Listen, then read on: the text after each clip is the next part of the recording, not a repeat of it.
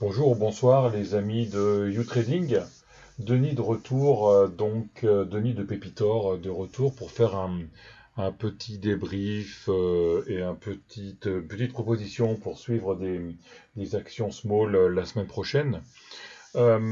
Première séance de mars demain, on va en profiter pour voir un peu ce qui s'est passé d'abord sur les indices en daily comme d'habitude, puis en weekly et puis en monthly parce que on a clôturé le mois de février. Donc on va commencer par le Nasdaq.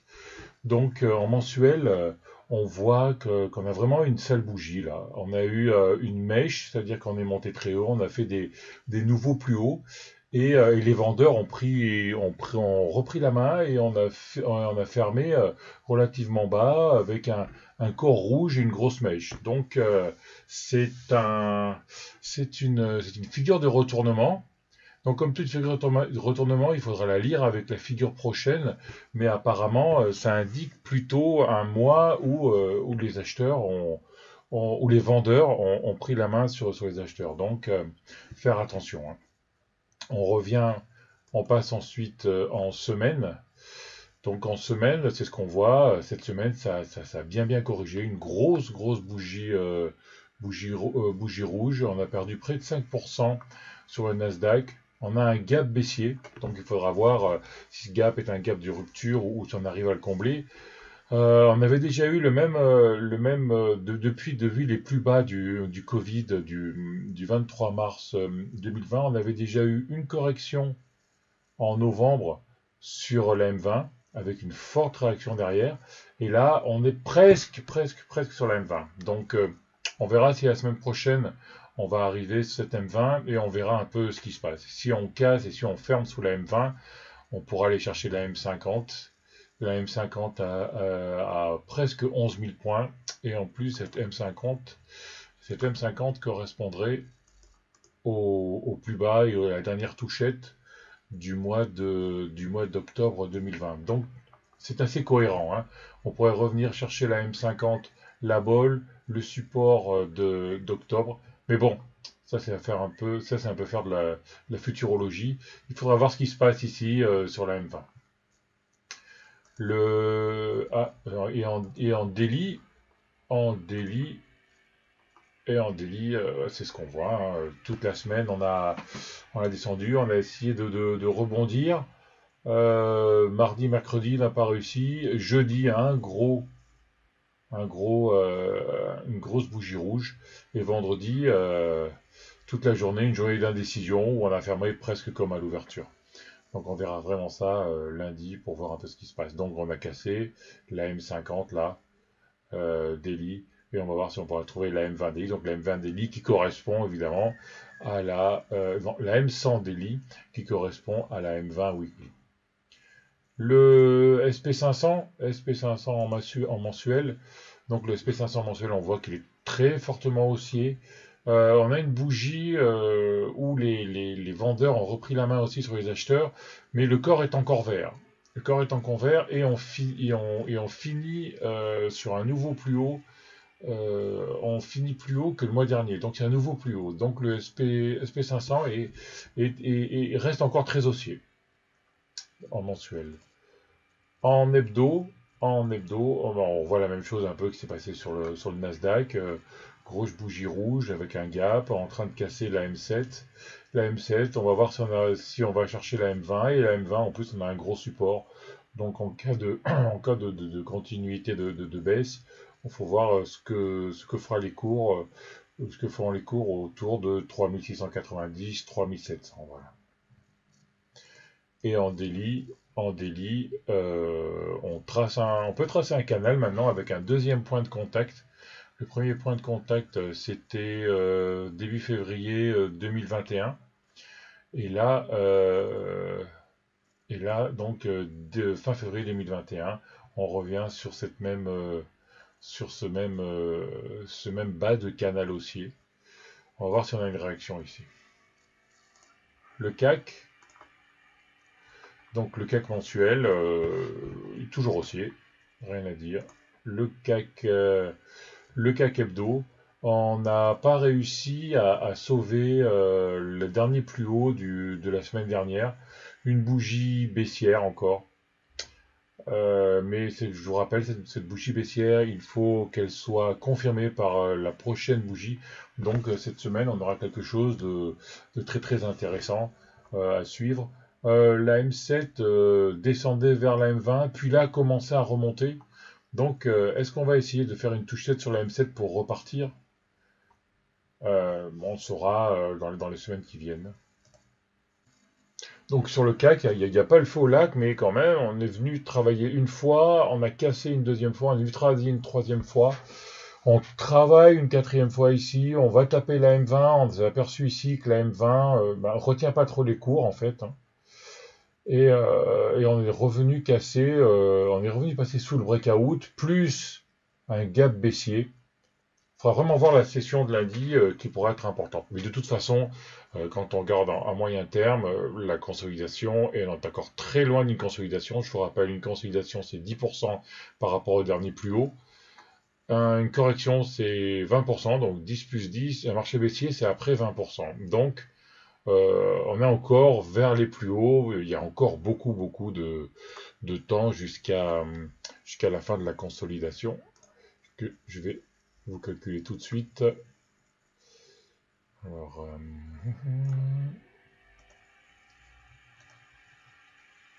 allez là. Il nous reste encore 11% pour une consolidation, donc il y a vraiment de quoi venir voir encore. On va passer maintenant à la liste de ce que je vous propose, enfin ce que moi je vais surveiller cette semaine graphiquement. Donc je vous rappelle que moi je ne regarde que l'analyse technique, hein, je regarde très peu les fondamentaux. Donc bien évidemment, tout ce que je propose peut bouger à cause d'une news positive, négative, etc. Moi, en haut de ma liste cette semaine, j'ai Artefact. Alors, Artefact, pourquoi? D'abord, en hebdo, on voit qu'elle est franchement haussière. On a eu une première hausse, une consolidation, une deuxième hausse, une consolidation, et là, on est en train de partir en exponentiel. Si on zoome en daily, on voit la M20 qui est très fortement haussière. On a fait un plus haut sur les 4. Et cette semaine, à cause d'indice, on est venu consolider. On a fait une consolidation assez saine, consolidation plutôt horizontale. Et on est revenu taper la M20 vendredi dernier. Et moi, ça, c'est une pattern que j'adore. La M7 qui va vers la M20. La M7 après qui peut se retourner dans la semaine si les cours montent. Et là, on retournerait vers les plus hauts. Donc pour moi, Artefact sous très très haute surveillance. Recticel en plus, ensuite, Recticel, ça faisait très très longtemps que je ne l'avais pas vu. Puis elle est sortie dans ma liste. Car cette semaine, ma liste, il n'y avait pas grand-chose, hein, tout de même. On avait pas mal consolidé la semaine dernière et on était pas mal entre deux eaux. Donc, en faisant un peu le tour de ma watchlist qui a à peu près 150 valeurs, moi, donc, étant un day trader, ma watchlist prend toutes les valeurs rapides, c'est-à-dire volatiles de la cote, afin de pouvoir faire un décalage important dans la journée et pour éviter d'être en overnight et prendre des risques en overnight, parce que tout ce qui est volatile, on peut avoir quelques petites mauvaises surprises pendant la nuit. Donc Recticel, qui en hebdomadaire est haussière. Et en daily, qu'est-ce qu'on voit? On voit un canal haussier avec un premier contact, un retour sur la M20. La pattern que je vous parlais avant, que moi j'adore, c'est le non-croisement M7-M20. Donc la M7 qui va vers la M20 et qui remonte. On est allé ensuite rechercher les plus hauts, mais bon, on a méché dessus. Deuxième consolidation. On est revenu chercher l'oblique. Et là, on est reparti avec une énorme bougie vendredi dernier qui fait 3,75%. Et on est revenu sur le plus haut du 8 février dernier, donc double top.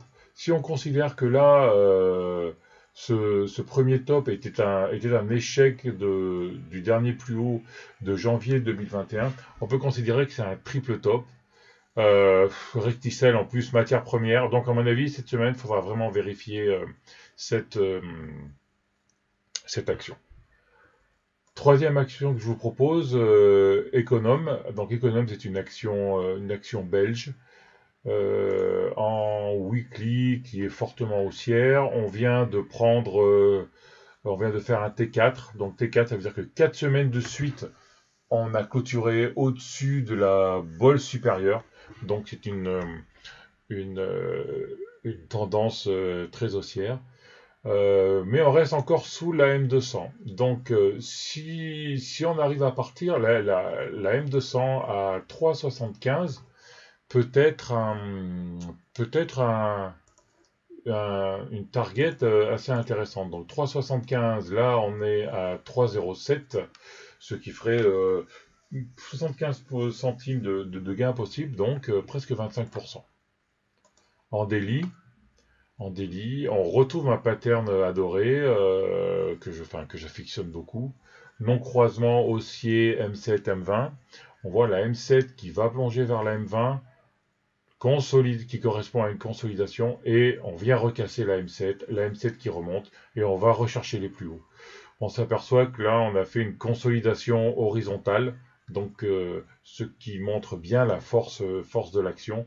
Et on surveillera l'essai de la nouvelle question des 3,14, puis le dépassement des derniers plus hauts à 3,18. Donc, belle petite action pour moi. La quatrième que je vous propose, Figeac Aéreo. On a la M7 qui revient vers la M20. On a eu une hausse intéressante en début février, puis une consolidation horizontale, consolidation très saine, car on est revenu chercher la M20. Probablement là, ce sont des stops qui ont sauté. Stop sauté, on est revenu chercher un support qui était le dernier plus haut du 25 novembre 2020, et une grosse bougie verte où on finit au plus haut de la journée à 5,10 avec des volumes les plus importants des 2 dernières semaines. Donc il faudra vraiment surveiller le dépassement des 3,22,5 ou des 5,22,5 pardon, ou de 5,30 pour aller chercher ensuite la bolle supérieure et pour aller chercher les 6,41. Donc une action avec beaucoup de potentiel. Figeac Aéro, l'aéronautique, Air France qui a pas mal décalé la semaine dernière. Donc c'est vraiment quelque chose à suivre de près. Biofitis ensuite, Biofitis en semaine, donc est une action très haussière.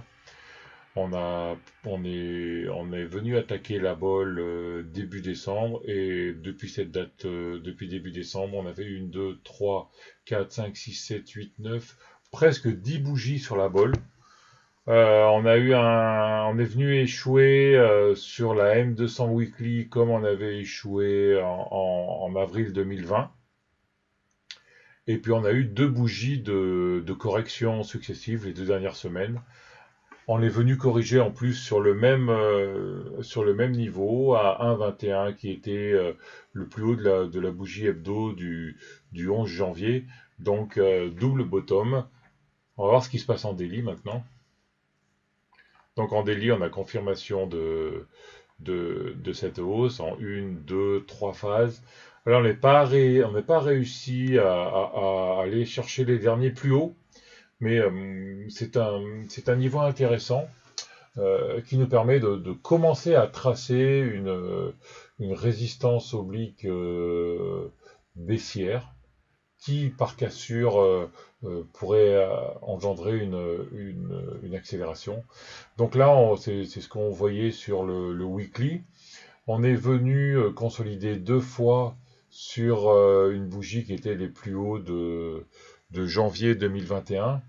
En plus, on est venu rebondir 1 fois, 2 fois, 3 fois en daily sur la M50.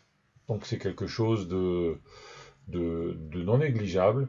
La M7 qui était fortement baissière devient horizontale et un peu haussière. Donc on commence à rentrer dans une zone de congestion. On n'a pas attaqué la M20 encore, mais la M20 devient plate. Donc à surveiller cette semaine le dépassement des M20 des 1,43 pour aller chercher la résistance oblique baissière 1,56, donc 1,43, 1,56, ce qui ferait 10%, et par le dépassement des 1,56, aller rechercher aller rechercher les derniers contacts de l'oblique à 1,70, puis ensuite les derniers plus hauts à 1,86. Comme vous le savez, le FETI c'est une action très très volatile, donc qui peut aller très très rapidement. EO2 ensuite, donc EO2 chaudière à bois, je vais passer rapidement parce que la configuration est intéressante, mais c'est tout de même une action qui n'est pas très liquide, donc il faut faire attention. Toujours la même pattern que j'affectionne beaucoup, la M7, non-croisement M7, M20. C'est quoi pour moi un non-croisement M7, M20? C'est une M7 qui redescend, donc c'est-à-dire que les acheteurs très court terme, c'est-à-dire 7 jours M7, les vendeurs M7, donc les vendeurs très court terme qui ont pris la main, qui vont retrouver les acheteurs court terme, et la M7 se retournant, les acheteurs très court terme vont reprendre la main sur les vendeurs. Donc c'est intéressant, surtout que on est venu prendre 3 appuis sur la M20, donc 1, 2, 3, et sur le déplacement de la résistance oblique baissière sur les 5,70, ça pourrait accélérer en direction des 6,06. Gensight ensuite, donc Gensight, c'est une action qui renaît de ses cendres depuis le mois d'octobre en fait. Depuis fin septembre, on est passé de 3 à un maximum de 9, donc on a multiplié le cours par 3. Apparemment, il y aurait des résultats très prometteurs sur la vision de patients qui ont été traités avec Gensight. On voit en plus, on va passer d'abord en hebdo, l'hebdo, rien à dire,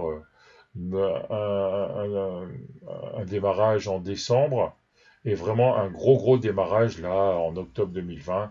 On voit très très haussier, on n'est même pas venu se prendre appui sur la M20 pendant les consolidations. On a fait bol supérieur M7, bol supérieur M7, bol supérieur M7.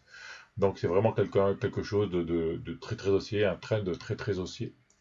Et si on vient en daily, c'est quelque chose de quand même de très propre. On voit une hausse, une consolidation, plus une consolidation, qui nous permet ensuite on peut ensuite tracer une résistance oblique baissière, qui assure de la résistance oblique baissière, qui assure des derniers plus hauts. On fait un nouveau plus haut, reconsolidation le long d'une robe, on casse la robe avec une belle bougie, paf, on retape les derniers plus hauts, et ensuite, pareil, reconsolidation, on revient matérialiser notre résistance oblique baissière, et bam, on recasse l'oblique baissière, et là, on accélère. Et donc là, on a encore un nouveau plus haut, et on va voir si on a encore pour la 4e fois le même scénario, c'est-à-dire on revient retaper l'oblique baissière qu'on est en train de tracer. On va voir si on peut mieux la tracer en 1 heure. Voilà, en 1 heure, on voit vraiment cette oblique baissière là. Donc une consolidation en 3 vagues, A, B, C. Donc on revient sur l'oblique baissière, on tape, on reprend support sur la M50, et là on travaille la M50, voir si on arrive à taper les 8,73 pour ressortir en très très court terme lundi, 8,73. Donc en daily, on voit qu'on pourrait repartir vers les plus hauts. Donc on a la non-croisement M7, M20 ici, qui a créé une belle impulsion. M50, M20, M7 haussière, et en plus Gensight qui vraiment la semaine dernière a fait un parcours de folie. C'est vraiment une accélération. On pourrait rentrer en euphorie, et faut pas oublier que l'euphorie c'est une phase à ne pas rater. Donc ce serait dommage de laisser partir Gensight. Donc à mon avis, la cassure de la résistance oblique baissière ici vers les 8,60 pourrait être quelque chose d'intéressant. 8,60 ou alors casser les derniers plus hauts, 8,88, la M20, 8. Donc entre 8,6 et 9, commencer un beau point d'entrée. Navia ensuite. Donc Navia, c'est un peu la star actuellement de Twitter. Tout le monde en parle. C'est bien, c'est pas bien. Beaucoup de potentiel, certains disent. Donc fondamentalement, il faut savoir que Navia fait des navettes intelligentes, petites navettes, pas beaucoup de ventes. On a fait depuis les derniers plus hauts de fin d'année dernière, on est à 4,60. Là, on est à 3, donc on a perdu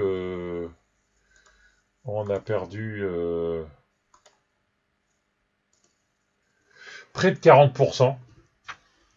Donc, pour récupérer ces 40%, il faut un news flow quand même. Hein. On ne récupère pas 40% comme ça sur une vague haussière, sans rien, sur des rebonds techniques. On a cassé la M20. En mensuel, on a 3 bougies rouges. Et en daily, là c'est l'annonce de l'AK. On est sur un support, donc il faudra vraiment vérifier la zone, va vraiment, vraiment, vraiment surveiller, pardon, la zone de support entre 2,80 et 2,63 pour voir un peu le rebond et pour pouvoir casser cette résistance oblique baissière. Mais bon, la M200 est quand même pas loin, la M200 en jour. C'est peut-être pas une mauvaise idée d'attendre la M200 en jour. Mais enfin, bon, il y a tellement de monde qui parle de cette action sur Twitter que la mousse peut prendre les indices. Si les indices partent dans le vert, ça peut vite spéculer dessus. À noter que là, on est en phase 4 de Bollinger, c'est-à-dire que les deux bandes de Bollinger sont horizontales. Donc, on va probablement aller soit vers une consolidation horizontale, une dérive horizontale, voilà, ou alors une sortie rapide. SRP ensuite, donc SRP qui était un peu la star depuis le mois d'octobre, où on était passé de 1 euro à presque 4 euros, donc on avait presque multiplié le cours par 4. Et en weekly, on voit quelque chose de magnifique. Hein. Voilà. En plus, on a cassé la M200 semaine. On est venu reprendre appui la semaine dernière. Une seule bougie quand même. Mais là, on retrouve la M200 semaine. On retrouve un support qu'on va mieux identifier sur l'unité journalière. À surveiller, à surveiller. Ensuite, là, on a un drapeau, hein, on a une hausse et un canal baissier ici. On se retrouve sur le bas du canal, on est venu titiller une fois, deux fois la M50, ce qui correspond à un plus haut du 21 janvier 2021. Donc, en faisant le cadrage, 1, 2, 3, une bougie dimanche où on est venu rechercher la M20, puis les acheteurs ont repris la main en fin de journée. C'est quelque chose à surveiller où on pourrait probablement aller retrouver le haut du canal à 3,20 ou alors retrouver la M20 daily. Et en une heure, qu'est-ce que ça dit? En une heure, on est en zone de congestion. Donc, surveiller le passage des bols pour aller dans un mouvement explosif. La bolle 3,07 pour aller chercher 3,24, la M200 daily, 7%, 8%, pardon, ouais, ça peut être pas mal. Une big cap pour continuer, Pierre et Vacances. Pierre et Vacances qui avait fait une forte baisse car elle était très très mauvaise santé financière. Ensuite, fin 2019, c'était un peu la chasse à cette action qu'on avait un peu sur Xilam. Les fonds voulaient du Pierre et Vacances parce que ça se redressait, la situation financière était très très bonne. Très très bonne, non. Ça a amélioré très fortement. On a eu une grosse série de hausses. On est venu euh, se bloquer sur la M200 semaine. Et là, crise du Covid. Donc on est descendu en ligne droite. Et depuis le Covid, on s'aperçoit que on a essayé un rebond jusqu'en juin 2020. Et puis, on n'est pas sorti de là-dessus. On n'est pas sorti de là-dessus. Et là, on a l'impression d'avoir une petite dérive latérale en semaine. On n'a pas fait de nouveau plus bas lors de la dernière descente.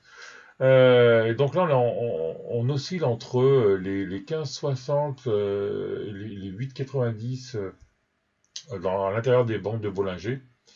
Donc, belle consolidation de la baisse latérale. En jour, on s'aperçoit on peut tracer une résistance oblique baissière, et on s'aperçoit qu'on est au contact de cette résistance oblique baissière en daily. Résistance de cette oblique baissière, croisement M7, M20 début février. Faudra surveiller le possible dépassement des 12,80 pour voir un peu si Pierre et Vacances pourraient remonter. En plus, au niveau fondamental, comme on a pu s'apercevoir la semaine dernière et depuis 2-3 semaines, les actions Covid n'intéressent plus. Donc pour moi, la bourse est passée au post-Covid. Et le post-Covid, c'est quoi? C'est récupération des loisirs comme Pierre Vacances, Katana, Bento, etc. Donc deux petites actions pour finir. L'isogène, tout d'abord. L'isogène qui a connu une forte hausse mi-février. On est en train de consolider.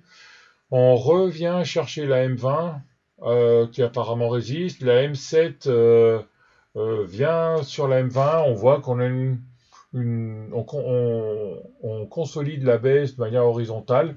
Ça pourrait peut-être repartir. Donc garder l'isogène sous surveillance. Enertime ensuite, qui avait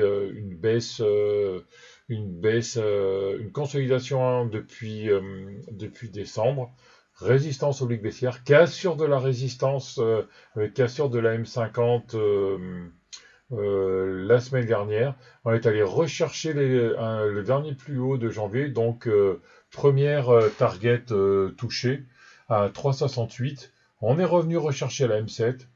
Moi, j'ai surveillé très fortement le dépassement des 3,70 pour aller chercher les 4,15 et pourquoi pas les 4,77. Voilà, c'est fini. Qu'est-ce que je voudrais parler? Bon, un petit joker, on va dire Focus. Focus, jeu vidéo, donc Focus franchement haussière. On voit que on a rebondi sur la M50, croisement M50, M20. Et on revient au contact d'une robe à surveiller quand même les dépassements des 66, même si moi, Focus, personnellement, j'aime pas trop. Mais bon, à surveiller.